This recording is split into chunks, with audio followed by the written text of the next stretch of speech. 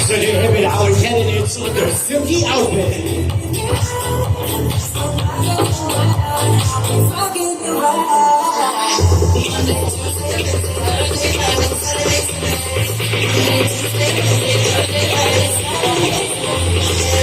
So ladies and gentlemen, how about a hand once again for our main candidates on their silky outfit. Supportahan po ninyo ang paborito ninyong male candidates. Everybody make some noise!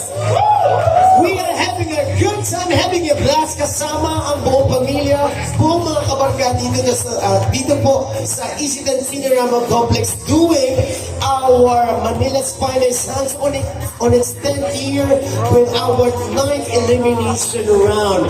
Meron na ba dito beta mga kasama natin dito? You know what? Yung mga fanatics natin dito, guys, makinig kayo. Somehow, medyo mahirap na sila i-please kasi we've been doing this for 10 years. So naghahanap sila talaga ng malakas yung dating pa lang sa stage nila. Talagang particular na sila dito. Anyone here na merong napansin na meron na tayo, mamaya pupuntahan ko kayo dyan. Pero once again, before, magandang hapon. You know what?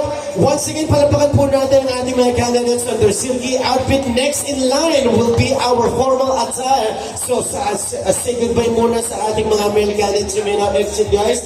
And prepare for your next segment. Maraming salamat.